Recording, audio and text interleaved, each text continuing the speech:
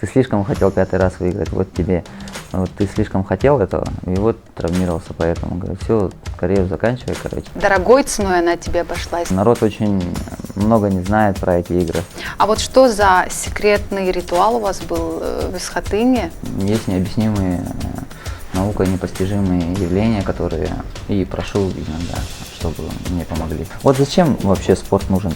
Спорт высших достижений, зачем он? Так, это могила же, конечно. Не здоровье, спорт высших достижений. А кто вот обеспечивает такую большую команду? Я это понимаю, что это Я не... сам обеспечиваю. И сколько это дорого стоит? Это, Дорого это, входит? да, это очень дорого обходится. Излюбленное место вот именитых спортсменов, да, после завершения карьеры – это политика.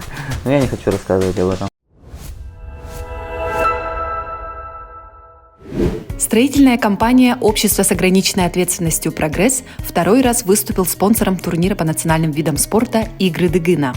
По личной инициативе руководителя компании, мецената, почетного гражданина Чурупчинского улуса Алексея Пенигина, компания «Прогресс» всегда поддерживает талантливую молодежь, делает вклад в развитие спорта. Также большая благотворительная помощь оказана населению в борьбе с коронавирусной инфекцией. «Прогресс» занимается строительством жизненно важных объектов по всей республике – зданий больниц, школ, жилых домов. Отрадно, что, находясь в такой ответственной работе, множестве ежедневных задач, компания не забывает о вкладе в общество.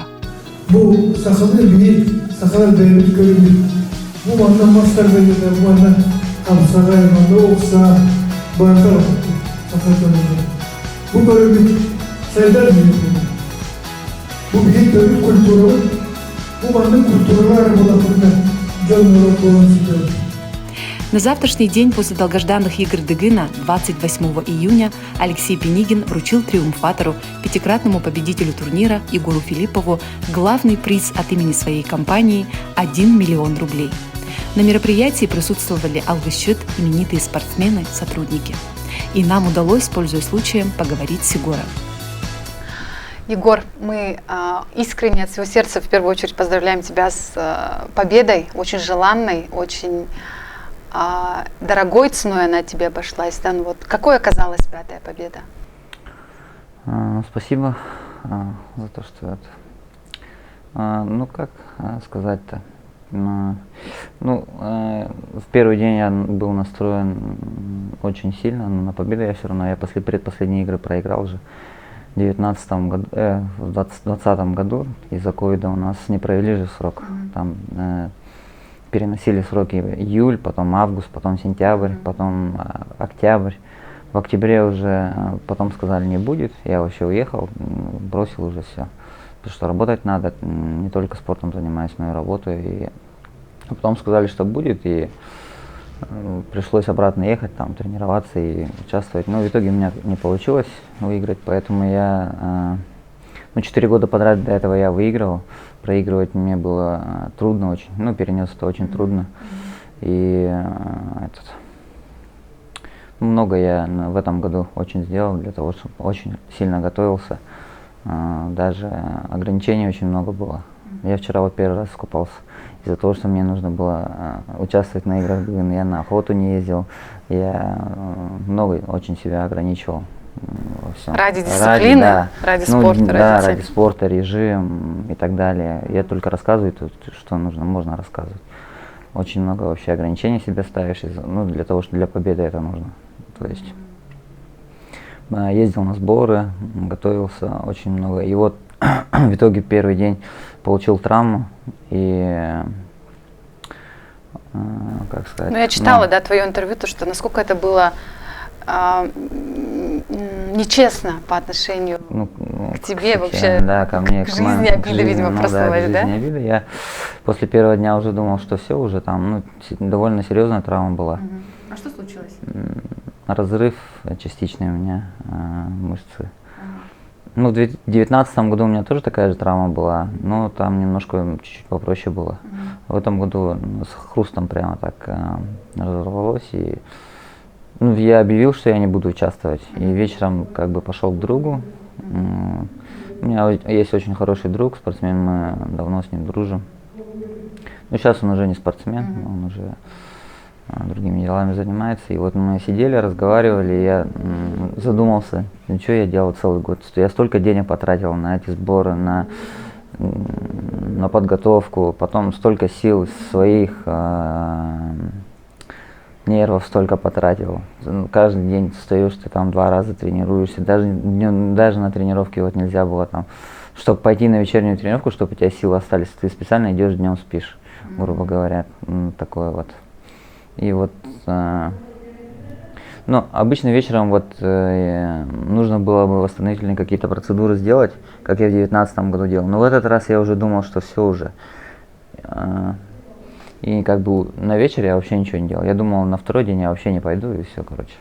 Пойду комментировать. Я мечтал пойти комментировать. Да? Да. Я Джилусу сказал уже, что я пойду и рассказывать. Народ очень много не знает про эти игры.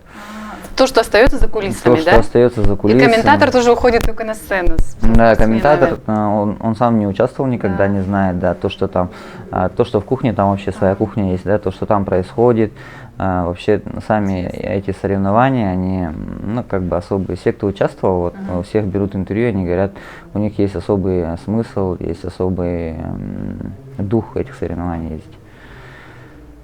Так, мы немножко ушли от темы. Ну, пускай мы там вырежем, все, расставим как надо. Ну и вот я во второй день я проснулся с утра, и что-то мне захотелось пойти поучаствовать. Что я делал-то целый год, что на Самарку, что ли, из-за того, что там травма какая-то. Я пойду хотя бы, там, из лука постреляю, думаю. Ну и утром я врачу своему позвонил, у меня есть врач, который за мной постоянно следит за моим здоровьем. Он обезболивающее мне поставил, и все, я потом пошел, как бы, хотя бы я помешаю карту. У меня настрой был такой, чтобы как минимум я там буду мешать. Ну, просто так никому не дастся эта победа. И что поменялось по пути? По пути, ну, был настрой такой, то, что я сделаю то, что я могу сделать. Не было там, у меня не было настроя, то, что я пойду там порву всех, выиграю, такого настроя не было. У меня был настрой просто все сделать возможное, что я могу вот в данной ситуации сделать, ну и пройти это все как бы. И после стрельбы было бы уже понятно, если я хорошо отстреляю, то я буду продолжать. Ну я в принципе хорошо я отстрелял из лука, потом нужно было пробежать, но я знал, что я быстро все равно не буду бежать, поэтому на старте я их всех отпустил вперед и сам сзади за ними побежал. Но я знал, что я там много кого обгоню, все равно, даже с травмой. Ну, немного кого, но я 4, по-моему, обогнал. И это. Ну, главное пробежал. Главное было вот где-то посередине, я 8-й стал. В это время нога не болела? Она, конечно, болела. Если бы не болела, я бы бежал намного быстрее бы. Там, если видео посмотрите, видно, что у меня нога болит. Я одной ногой бегу, а не 2 ногами. И все уже пробежал, главное было пробежать, а борьба, она такая же, немножко по-другому. Ну и плюс еще есть разные техники, например, вот о том, что забыть о боли. То есть забываешь вообще о боли. Когда я бороться выходил, у меня вот до того момента, как я не потянул, вот за ногу там меня не потянут или еще что-то, я не чувствую вообще боль. Ну то есть ты такое состояние. Специально себе создаешь да, такие условия, чтобы об этом не помнить. Чтобы об этом не помнить, вот. забываешь. Меня очень вдохновило то, что ты много говоришь о подсознании вообще, да? Ну, да. Я и прошлые интервью твои смотрела, и на этот раз ты все время говоришь о том, что главное подсознание, и ну, много чего можно сделать еще до выхода как бы, да, на арену. Что это за работа? Ну, и что ты подразумеваешь под подсознанием? Подсознание, оно тело и мозг, мозг, да, и тело, оно взаимосвязано вообще. То есть мозг дает команду твоему телу, и от этого очень много что зависит. И есть техники, я вот говорю, техника цигун есть, например, вот китайская, воинов, да. Я ее тоже изучал, Аркадий Тихонович есть. Тренер он меня учил этому, да. Ну и всему я вообще много читаю, много стараюсь познавать там и так далее. Ну в спорте я очень много, чтобы выиграть, я очень много чему учился. Поэтому для того, чтобы выиграть, это нужно было делать. Ну и сам себе создаешь настройку, проговариваешь какие-то слова иногда. Ну в луке, например, я спокойный, у меня есть время, я меткий. У меня глаз, то То есть я сделаю Зорче все. Ага. да, я сделаю выпуск ровно, гладко, проговариваешь эти слова, и то же самое как бы получается у тебя. Это вот прямо стоя и прицеливаясь, да? Прицеливаюсь. Я спокоен, у меня все нормально, у меня есть время, я никуда не спешу и так далее. Интересно. А есть какие-то вот суеверия, не знаю, какие-то ритуалы, то, что ты обязательно должен проделать до выхода на арену, там, на соревнования? Ритуал. Вот, например, меня очень зацепили слова и комментатора о том, что ну вот он выходит в той самой кепке. Вот, Егор, что за кепка? Air Jordan, моя кепка. Ну, просто я как бы, это с одной стороны и талисман мой, и с другой стороны психологическая атака тоже на соперников, да. Как триггер действует, в общем, да? Я в кепке, значит, я победитель, так? Нет, я кепку одеваю только когда я готов. А когда я не готов, я без кепки. А, да? Да. Вот, секретный знак. Теперь будем читать Егора так. Если я готов, если я заряжен, если меня, ну как бы, ну я чувствую, Уверен когда, в себе, да, в общем. уверен. Не то чтобы уверен, я всю работу сделал, все у меня нормально, и все, я готов, короче. А бывают случаи, когда ты без? Ну, в 2020 году я не был готов. А, да? Так и было. Да, я и без кепки был. А, Ну, как бы это, с одной стороны, есть вот тонкая грань, слишком верить и не верить. Вот. Золотая середина должна между этим. Вот в играх Дегына тоже золотая середина, да, между силой и выносливостью. Если постоянно качать вот силу, там, масс-рестлинг постоянно качать, у тебя тут ум будет постоянно, ну, как бы меньше ты крутиться будешь. А если тут ум будешь постоянно тренировать, у тебя масс-рестлинг, как бы, это совсем разные мышцы работают. Есть красные волокна и есть белые волокна. Ну У да, я человека, читала да, ваш пост. Да, вот. И баланс. И баланс, да. Середина, вот золотая середина, тоже вес, тоже вот. У наших вот 6 лидеров, да, основные, которые у нас есть, они все весят 85. И плюс-минус 5. Если они меньше 80 весят, они камень не могут протащить, то есть масс-рестлинги проигрывают. А если больше 90 весят, тут он много не крутится. Потом прыгать не могут. И, короче, вот средний вес воина 85, плюс-минус 5. Интересно. А вот что за секретный ритуал у вас был в Исхатыне? Рассказывал тоже комментатор, твой друг, да? Ага, то, что вы специально ездили туда, кормили дух огня и, видимо, дух Читуймады. Ну да, как бы священное место. Мне нужно было туда съездить. Я там 4 раза выиграл. И, ну, поговорить там и так далее. Ага, а вот ты очень близок тоже к триггерам религиозного плана, да, нашего якутского саха, поклонение духу огня. Ну, так как ты охотник, видимо, мне кажется, это вообще заложено в тебе. Ну, не то чтобы поклонение духу огня, а просто человек должен верить не только в себя, но все равно есть необъяснимые наукой непостижимые явления, которые есть, это действительно так, я в это верю и прошу иногда, чтобы мне помогли. Просто прошу. А вот есть у тебя тренер, да, наставник по телу, скажем так, как телесно развивать выносливость, там, быстроту и так далее. А есть духовные наставники у тебя? Да, у меня очень хорошая команда. Есть человек, который биополем занимается. Потом и есть что он смотрит, там, все ли в порядке с биополем? Да, все ли в порядке с биополем. Интересно. Как бы это ни звучало. Нет, странно, мне кажется, странно, да? это сейчас уже не звучит странно, мне кажется. Все Ну, уже да, понимают. Да. Мы игнорировать Потом, не можем. как бы так, о чем мы говорили? Команда, духовные наставники. Да, потом есть у меня врач, есть психолог, когда мне плохо, вот после игр мне плохо было, я даже поговорил с психологом. Кстати, всем советую с психологом поговорить. Это как бы, я считал себя психологически устойчивым человеком, но оказывается, каждому человеку, у каждого человека есть какие-то проблемы все равно. В какой момент ты это понял, что тебе? Когда проиграл, я это понял, когда у меня было плохое состояние. В прошлом году? Да, в прошлом году. И вот я еще с психологом начал работать. Ну да, вот среди саха мужчин особенно как-то не принято, да, там ходить, что-то рассказывать, мусолить. Можно же с кем-то не встречаться. Можно, сейчас же 21 век, можно по телефону поговорить и так далее. И не с тем человеком, который здесь, можно там с кем-то вообще другим. Ну я, например, вообще с другим человеком разговариваю. Интересная техника. Так, команда вот такая у тебя большая. У меня команда большая, много людей заинтересованных, поэтому это еще мне придает какой-то дополнительный стимул, чтобы столько людей заняты и как бы это. Ответственность за них, Да, за их ответственность, работу. да, они все работали, они все, это же тоже работа, просто так как бы, ну, Чтобы был смысл. да, Ага. смысл был. Поэтому я и пошел на второй день. Как я так? У меня смысл. Я целый день, то есть целый год на смарку, да, я работать не могу там, еще чем-то заниматься не могу. Зачем я это все делал? То есть из-за травмы у меня все не получится. Но это и меня заставило выиграть. Потому что А кто вот обеспечивает такую большую команду? Я так понимаю, что это я не... сам обеспечиваю. Ага. И сколько это дорого стоит? Это, Дорого это, обходится? да, это очень дорого обходится, конечно же. А сам вот призовой фонд, да, как бы мы, скорее всего, даже боремся не из-за призового фонда. Ну, я, по крайней мере, я никогда о призе не думал вообще. А вот что мотивирует тогда тебя? Эмоции, признание, слава?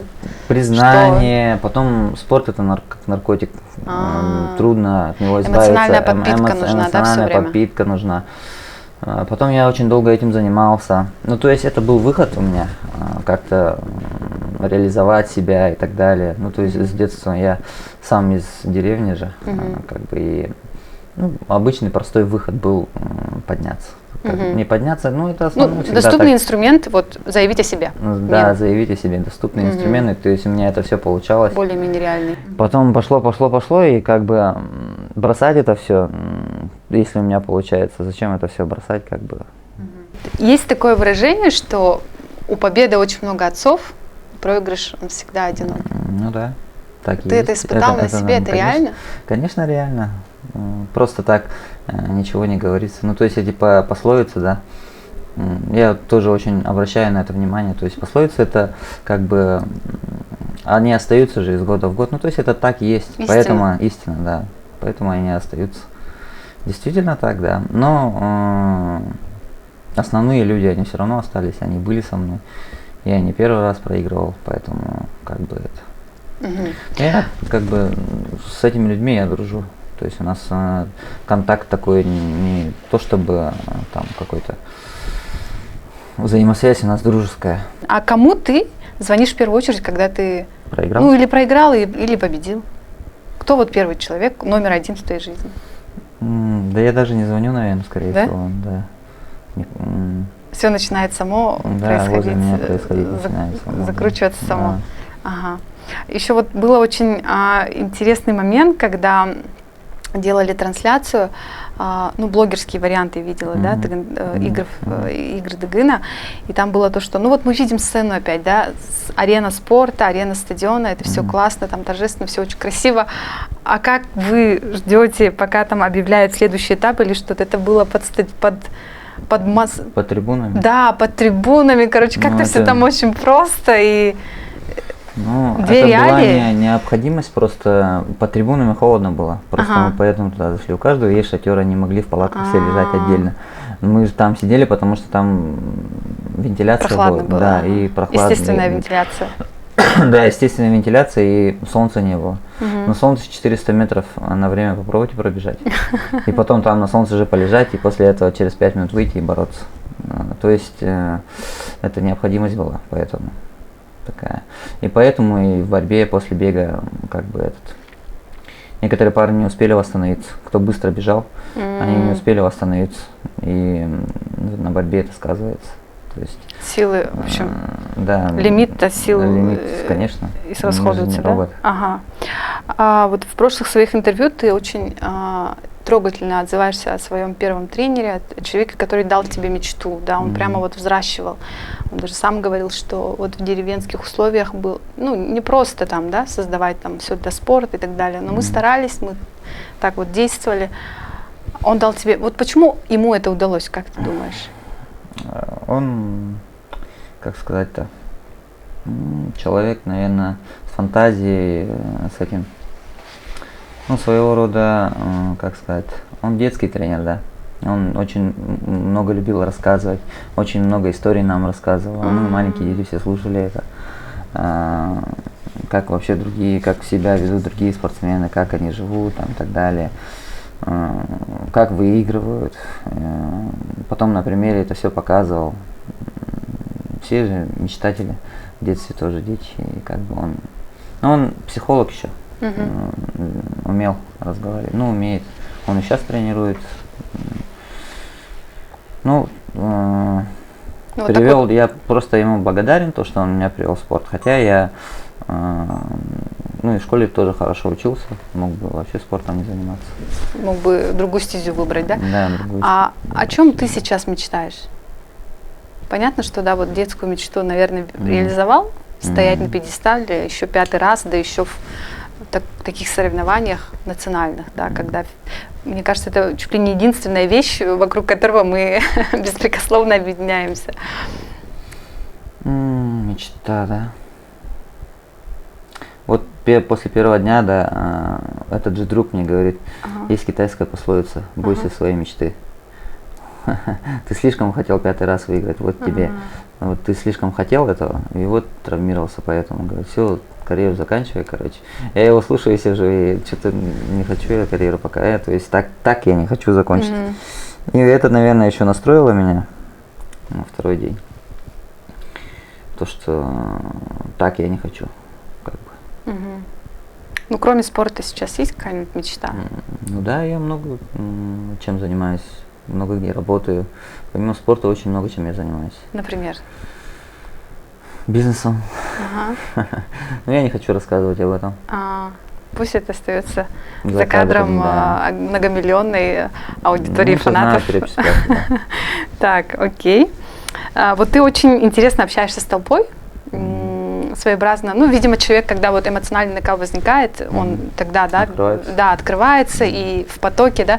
Вот, например, вчера, как ты понес этот камень, сразу после того, как скинул, ты прямо руки к небесам и очень долго так стоял. И что это вот, что происходит в этот момент? Это была благодарность, наверное. Я же просил помочь мне.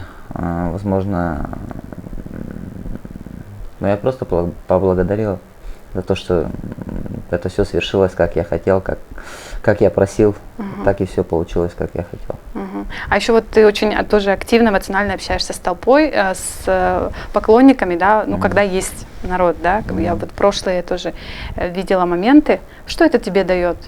Общение с ценителями спорта, вот прямо, которые вот в эмоциональном заряженном состоянии, вот прямо. С одной стороны, это дань уважения, наверное, тем людям, которые пришли там за меня болеть и так далее. Если бы я отвернулся от них, если бы с ними не разговаривал, то уже тоже бы не то было бы. Сразу ушел бы, если бы, наверное, скорее всего. Ну, еще нюанс такой, то, что проходит второй раз уже не на стадионе, это немножко другое. А там, когда народу, там десятки тысяч, вот молодые, которые участвовали, они бы там точно бы начали, у них что-то не получиться бы началось, это 100%, потому что нужно еще уметь с толпой. Да, взаимодействовать все равно. Взаимодействовать с толпой, да. И вот ты сказал тоже такую фразу, что труккакири, да, это как настроить себя. Это, да, настроить себя, не слушать никого. Там, например, комментатор говорит, ты из лука стреляешь, да, ты себе говоришь, я спокоен, но комментатор говорит, что ты такой крутой, у тебя сердце начинает биться. А сердце биться начинает, руки начинают дрожать, ноги даже начинают дрожать. И любой человек, когда ты готовишься год, да, и за 2 дня вот это все происходит, очень трудно сконцентрироваться, то есть. Еще тем более ты выигрываешь после первого дня, и в голову залезают всякие мысли, вдруг я сейчас промахнусь, там еще что-то. Но сконцентрироваться очень трудно. И именно вот это состояние, которое... Ну, я был в таком состоянии вчера и позавчера.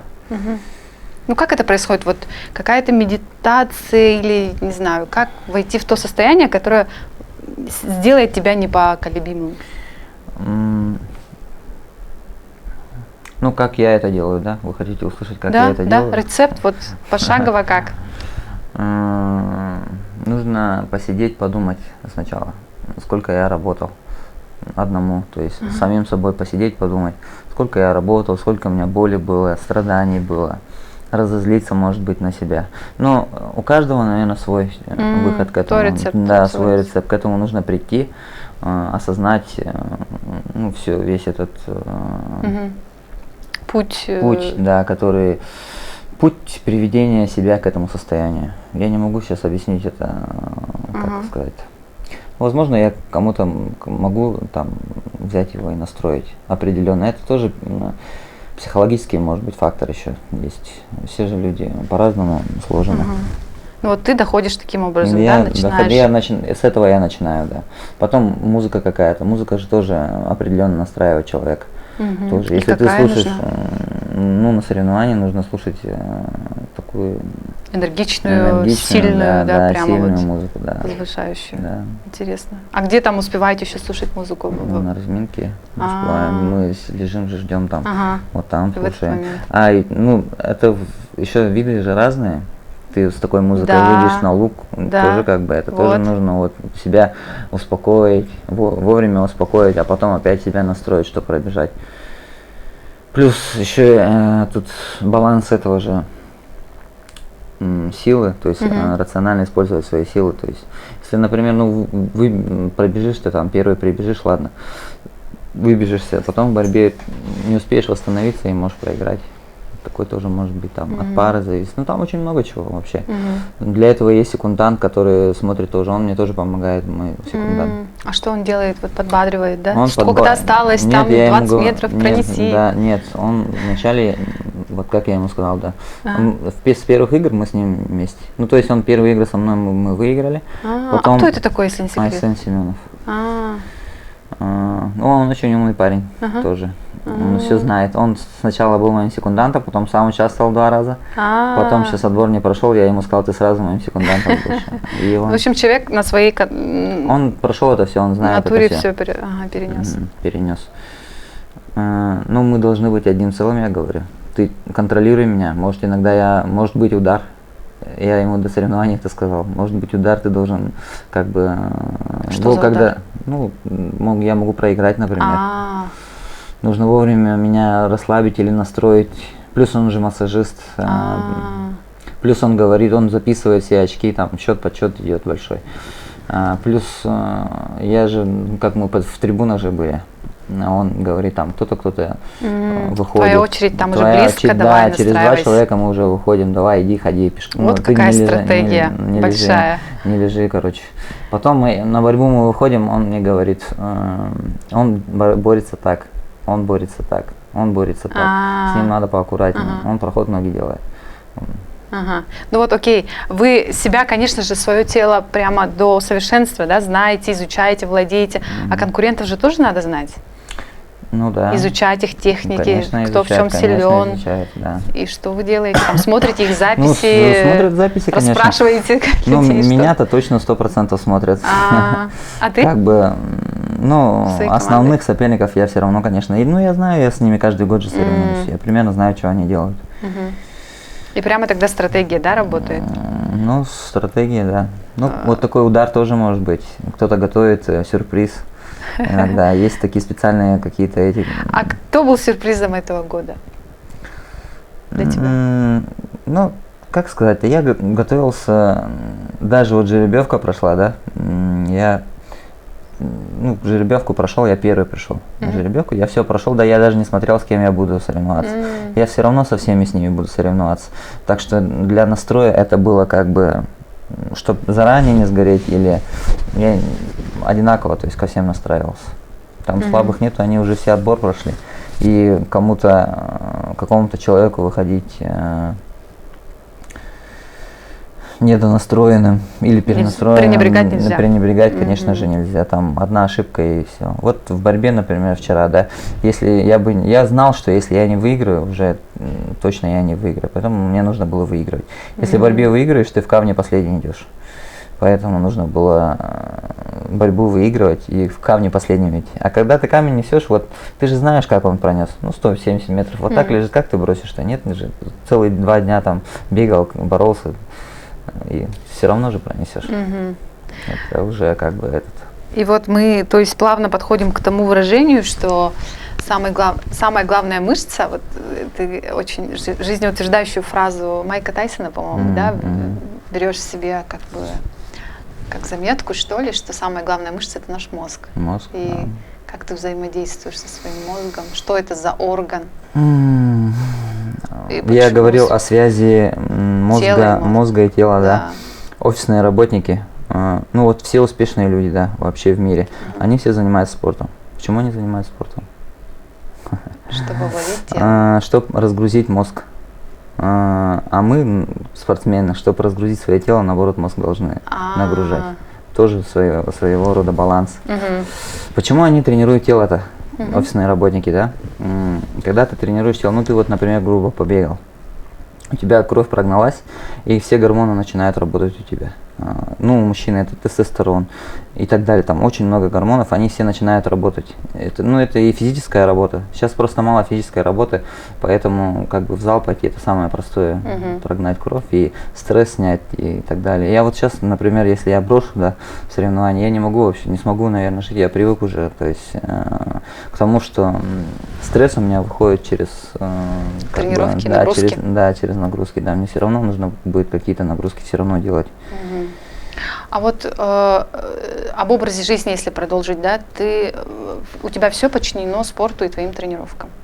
Дважды в день, там, или есть у тебя выходные? Как Если у я тебя устроена готовлюсь, жизнь? если я сосредоточен на этом, Да. ну тогда все уже. У меня там, то есть это как цель, да.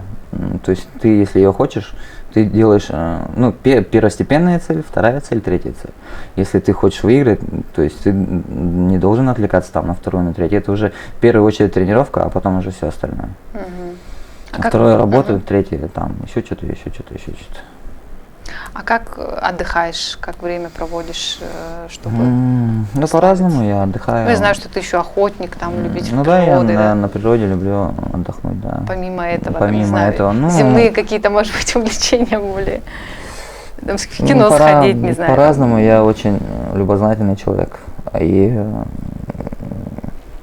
ездить очень люблю. Да, видел. Туда-сюда езжу очень много. Ты часто путешествуешь. Да, Какие страны путешествую. тебя впечатлили? Мне больше нравятся развитые страны, чем второго мира страны. Ну, то есть, как сказать? Где комфорт, Не то чтобы образ комфорт, жизни, да, образ жизни, уровень жизни другой. уровень жизни выше, да? Ну, а так, в республике нашей я почти везде был, кроме Тикси, по-моему. Мгм. Туда пока не ездил. Хорошо, я вот в Инстаграме нашла фразу, которую ты прямо выделил, и прямо для него был отдельный пост посвящен был, да? Звучит она так. Собаки, как и люди, бывают глупыми и умными, но люди не бывают, как собаки, всегда и до конца преданными. Ну да. Что заставило Ну, тебя может быть, написать эту фразу и сказать о преданности? Умные слова. Человек, которому принадлежала, наверное, эта фраза, он понял, что она ему как бы, ну, то есть в его сторону была эта фраза, наверное, скорее всего. Мгм. А тебя Ну. предавали? Ну, как сказать-то, предавали. Это у всех, наверное, есть. Это нормально, я как бы, ну и не хочет человек со мной делать, ну и ладно. Как бы я, как сказать, я никогда никому, даже вот соперников, да, я стараюсь, вот у меня за всю жизнь столько соперников было в спорте, да, я стараюсь с ними соперничать только в спорте. Мгм. То есть плохого как бы не желаю никому. Мгм. Если они мне не желают, конечно, плохого, туда это мне как бы все равно. Мгм. Стараюсь не специально там. Есть еще бумеранг же такое тоже есть. Как бы не желай плохое своему близкому, и тебе это как бы, ну, не близкому, а вообще кому-то, и тебе это не вернется. Я тоже как бы стараюсь, ну, специально что-то там, кого-то, интригу какую-то создать и так далее. Но если только это не в плане спорта. В спорте, конечно же, там есть свои интриги и так далее. Ну, во время соревнований. Ну, это мелочи, это как бы предать, это по-разному можно предать. Мгм. А вот если возвращаться к нашему мероприятию, да, к нашим событиям, вот что дает спортсмену такие компании, такие люди, которые в них вкладываются? Ну, это люди, наверное, больше, как сказать-то, ну, они фанаты своего дела. То есть не дело, а они нравятся. Вот зачем вообще спорт нужен-то? Спорт высших достижений, зачем он? Зачем он нужен? Ну, чтобы быть примером среди Ну вот, да, молодежи, да, быть населения. примером. Он и создан для того, чтобы быть примером. Ну вот, грубо говоря, Олимпиада сейчас проходит, да, держава. Вот мы сверхдержава, Америка, там, Китай, они борются за общее командное первое место. Чтобы люди даже думали то, что это как сила духа тоже, как бы. Чтобы они думали, что ну, свои герои были, да, в спорт высших достижений. А так это могила же, конечно. Это не здоровье, спорт высших достижений. Там вот всегда травмы какие-то, еще что-то.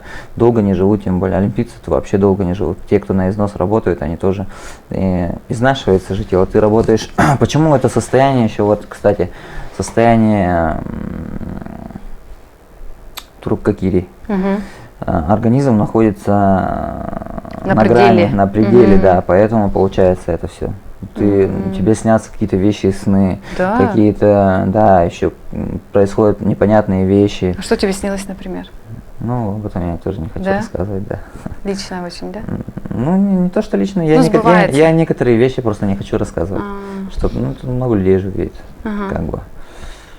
А так я, вот в этом плане я книгу пишу.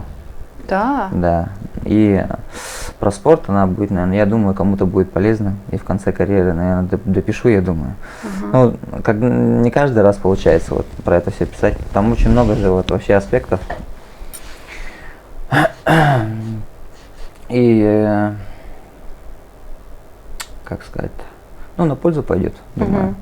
Окей. Кому-то будет полезно это. А вот 100%. ты временами отсылаешься все время вот туда, в конце карьеры, да, и так далее. А когда это случится, ты как-то прогнозируешь или не я вот строишь думаю, планы сейчас вообще? уже закончить, что ли. Да? Да. Ну, сейчас вот последние соревнования будут, если там у меня получится выступить. Ну, соперников я найти-то всегда смогу. Следующий год выиграю, потом еще раз надо выиграть, потом еще раз 7 раз, потом 8. Один раз не получится, тогда еще 4 года. Уже там 4 года жизни я не живу нормально, я живу только же спортом сейчас. А ради того, чтобы только зрителей радовать, как бы мне тоже жить надо. Не хочется всё да. время, да? Еще человек, вот спортсмен, да, его полностью можно сравнить вот с машиной.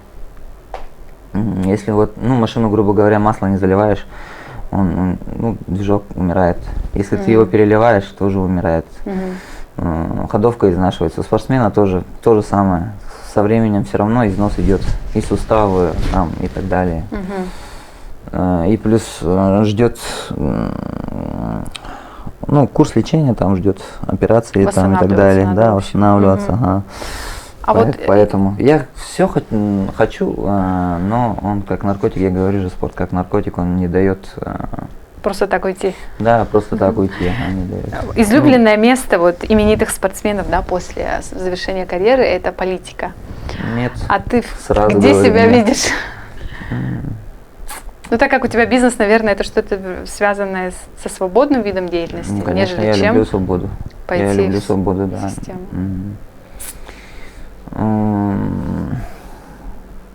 Как сказать-то? Политика. Почему политика? Вот. Просто знаете, почему политика? Почему? Потому что очень много народу знает. Да. Очень много людей проголосует, Да. если надо за меня. Если я скажу, что я хочу стать, не знаю, ну, кем-то главой это какой-то электорат? мэра. Да, электорат. Свой. Это уже готовая аудитория.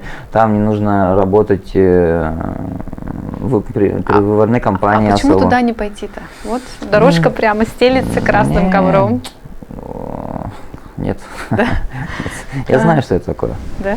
Да. У меня Хорошо. друзья в этом работают.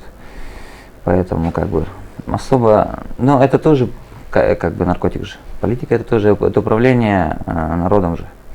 Это кайф тоже своего рода. Поэтому люди идут в политику. Ну, еще есть такая фраза: если ты не занимаешься политикой, политика занимается тобой. Да, да. В общем, приходим к выводу, что у каждого свой наркотик. У кого Да, у каждого спорт, у свой, кого да. толпа, у кого Да, да. политика. Окей. А сейчас нас будут смотреть люди, которые, возможно, в своей жизни ищут путь, как исполнять свои цели, претворять мечты в реальность. Что бы ты им посоветовал? Ну, во-первых, бойся своей мечты, это как бы тоже есть. Это тоже, наверное, мне, скорее всего, самое главное, это баланс. Вот, между тем, что ты слишком этого хочешь и как бы не хочешь, это все совсем бросаешь. Ну, если есть у человека мечта, да, если он, ну, грубо говоря, мечта, я хочу, давайте на примере, да, мечта, я хочу стать олимпийским чемпионом, грубо говоря. Наивный ребенок, как я, когда-то, наверное, мечтал стать олимпийским чемпионом. Первое, что нужно, это нужна генетика, предрасположенность к какому-то виду спорта. Кстати, у тебя есть в генах в роду сильные люди? Извини, что перебиваю. Да, есть. Да? Да. Исторически были. Исторически были, да. Я знаю свое древо, историю я хорошо изучаю, как бы Круто. это все есть. Ага, окей. Это мне дает дополнительные тоже силы, да. Уверенность. Безусловно, уверенность. да. Окей, чтобы стать олимпийским чемпионом, нужны гены, сказали дальше. Да, что? гены. Ну то есть, если ты высокий, да, а ты хочешь бороться, например, грубо говоря, тебе в ноги пройти просто вообще. Ты высокий и худощавый. Ну ты волейболист по этому. Телосложению. По телосложению, а ты хочешь стать борцом. Конечно, у тебя не получится. Ну, уровень какой-то есть, вот у спортсменов есть уровень, да, это как лесенка. Определенный уровень есть. До какого-то уровня дойдешь, и это твой потолок, ты дальше уже не подпрыгнешь. А олимпийский твой потолок-то там еще где-то далеко. Ты дойдешь, тут уже будешь стоять, а потом поймешь, что у тебя мечта не с этого, и все. Да. Или ты маленький, но хочешь стать волейболистом. Ты 1,50 м, но ты хочешь стать волейболистом, а там волейболисты 2 метра.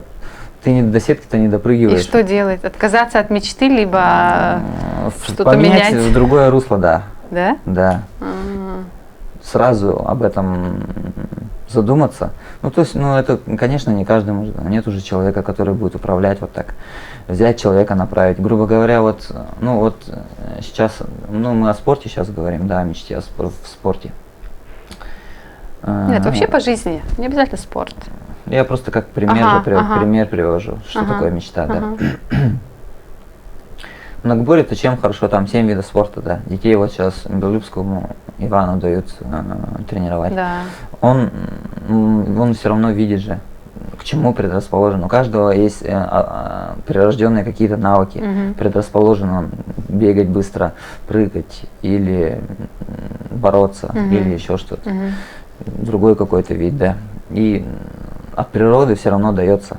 Есть какие-то качества, да, природные качества, которые скорость, выносливость, сила.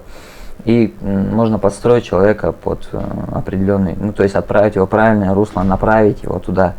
Мечта-то у ребенка, он сегодня хочет машину, а завтра хочет мотоцикл там. Мечту сделать такую, направить его туда, в правильное русло, то есть, и пускай там. Он, да, конечно, может быть, до определенного потолка дойдет, но чуть выше, чем так просто биться будет об стенку. Ну, это в спорте, да. А так, просто мечта. Конечно, как без мечты жить? Обязательно у человека должна быть мечта. И она не должна быть... Ну, говорят, что мечта должна быть неисполняемой, чтобы... Оставаться мечтой. Оставаться мечтой, да.